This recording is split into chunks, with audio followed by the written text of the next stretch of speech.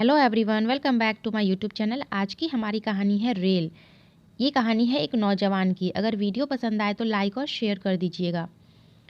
खरखर करती राजधानी एक्सप्रेस जब पास से गुजरी तब उसका ध्यान टूटा। करीब आधा घंटा होने को आया था उसकी गाड़ी को क्रॉसिंग पर खड़े हुए। हेडफोन लगाकर लगभग 22 बरस का वो लड़का राजेश गाने सुनने में इतना मस्त था कि उसे समय का कुछ पता ही नहीं चला।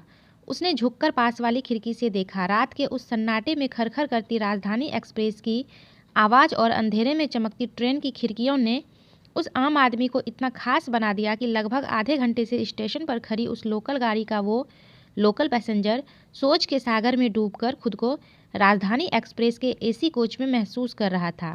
खैर, जितनी तेज़ी से राजधानी एक्सप्रेस गुजरी उसी तेज़ी से वो राजेश भी अपनी दुनिया में वापस आ गया। बाहर का सन्नाटा बढ़ रहा था और ट्रेन के उस लोकल डब्बे में शोर अपनी जगह बना रहा था। लोग अब व्यंग्यात्मक रूप से सरकार और रेलवे पर अपनी भावनाएं व्यक्त कर रहे थे। लगता है ड्राइवर को नींद आ गई है, एक महाशय ने कहा। नहीं नहीं, ये तो इंडिया है, दूसरे ने उनका समर्थन किया।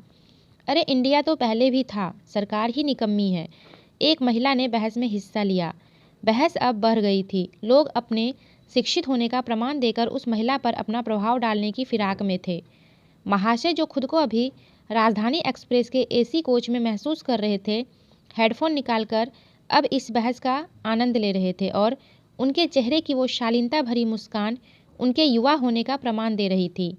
तभी एक झटका सा लगा और ट्रेन चल पड़ी। गर्मी से परेशान होकर जो लोग बाहर बैठे थे सभी ट्रेन में चढ़ गए। ट्रेन के कोच में भीड़ बढ़ चुकी थी और बहस अब अपने अंतिम सफ़र पर थी। एक अलग ही नज़ारा उस लोकल कोच में देखने को मिल रहा था। कुछ यात्री खड़े थे कुछ सीटों पर और कुछ ऊपर बर्थ पर बैठे थे और कुछ पैसेंजर आश्चर्यजनक रूप से किसी के खड़े रहने की जगह न होने के बावजूद अभी भी सो रहे थे।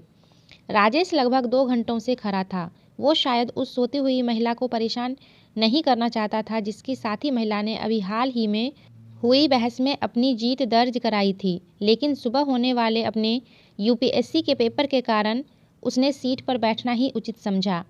थोड़ी देर में जब वो महिला उठकर बाथरूम की ओर गई तो सही समय देखकर राजेश सीट पर बैठ गया। काफ़ी समय खड़ा रहने के कारण अब उसे बड़ा आराम मिल रहा था, लेकिन कुछ देर बाद जब वो महिला वापस आ गई तो उसने भैया जरा उठना जैसे मार्मिक शब्द का प्रयोग कर राजेश को उठा दिया और खुद सो गई। इस बात का राजेश को बुरा तो लगा, लेकिन किसी का इस ओर ध्यान नहीं गया। शायद रात के उस आगोश में सब अपनी दुनिया में व्यस्त थे। अब राजेश फिर से खड़ा था, लेकिन उसे पता था कि वो ज़्यादा देर तक खड़ा नहीं रह पाएगा। थोड़ी देर खड़ा रहने के बाद जब उसके पैरों ने जवाब दे दिया तब उसने बैठना ही उचित समझा।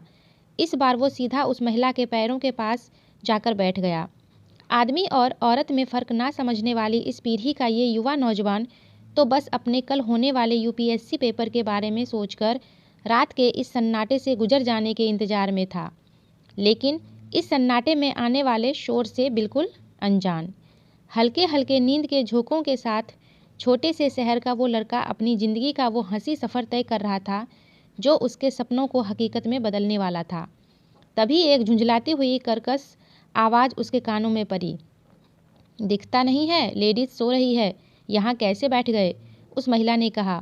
मेरा सुबह पेपर है, मैं कब से खड़ा था इसलिए बैठ गया। आप सो जाइए आराम से, लड़के ने निष्ठतापूर्ण जवाब दिया। कैसे सो जाएं? बार बार मेरे पैरों पर हाथ क्यों मार रहे हो? महिला ने झूठ के साथ सीट पर कब्जा कायम रखने की कोशिश की। लेकिन मैंने ऐसा कब किया? लड़के ने अपने बचाव में कहा। बहस अब बढ़ चुकी थी। सब उस नौजवान को गलत समझ रहे थे जो अभी भी वहीं खड़ा था। तभी उस साथी महिला ने उस लड़के को तमाचा रसीद दिया जिसने कुछ ही देर पहले हुई बहस में अपनी जीत दर्ज कराई थी। सभी का ध्यान अचानक इस ओर गया। लोग अब उन महिला के साथ थे। नारी शक्ति अपने पूरे शवाब पर थी और पुरुष वर्ग नारी के सम्मान में अपना फर्ज निभा रहा था। भीड़ ने उस लड़के को बुरा भला बोलकर बाथरूम के पास खदेड़ दिया। अपने साथ हुए इस अपमान ने उस लड़के को खुद की नज़रों में ही गिरा दिया। बचपन से लेकर आज तक उस लड़के ने नारी को हमेशा माँ, बहन और प्रेमिका के रूप में ही देखा था और बस प्रेम ही पाया था। नारी शक्ति का ये रूप उसने पहली बार देखा था। अपनी पूरी ज़िंदगी उसने जब कभी भी किसी महिला को बस या ट्रेन में खड़ा देखा तो उसने हमेशा अपनी सीट उनको दी, हमेशा महिलाओं का सम्मान किया। बात ये नहीं थी कि उसे भी बदले में सम्मान चाहिए था, पर इस तरह अपमान की भी उसे उम्मीद नहीं थी। अपने कोच के दरवाजे पर खड़ा वो खुद को इस दुनिया में बिल्कुल अकेला महसूस कर रहा था। देश के लिए कुछ कर गुजरने की चाह रखने वाला वो युवा आज देश के इस महिला पुरुष के फ़र्क को नहीं समझ पा रहा था। उसके सारे सपने जो बस हकीकत में बदलने ही वाले थे, एक पल में ही धराशायी हो गए। उसके हाथों की पकड़ अब ढीली होती जा रही थी। हवा के झोंकों के साथ उड़कर हाथों पर गिरने वाली आंसुओं की बूंदें भी उसके जिंदा होने का प्रमाण नहीं दे पा रही थी। सुबह की उस किरण के साथ उस ट्रेन ने तो वो सफ़र पूरा किया, लेकिन उस नौजवान ने नहीं। तो फ्रेंड्स, आपको ये कहानी कैसी लगी कमेंट करके ज़रूर बताइएगा, और अगर वीडियो पसंद आई हो तो लाइक और शेयर भी कर दीजिएगा।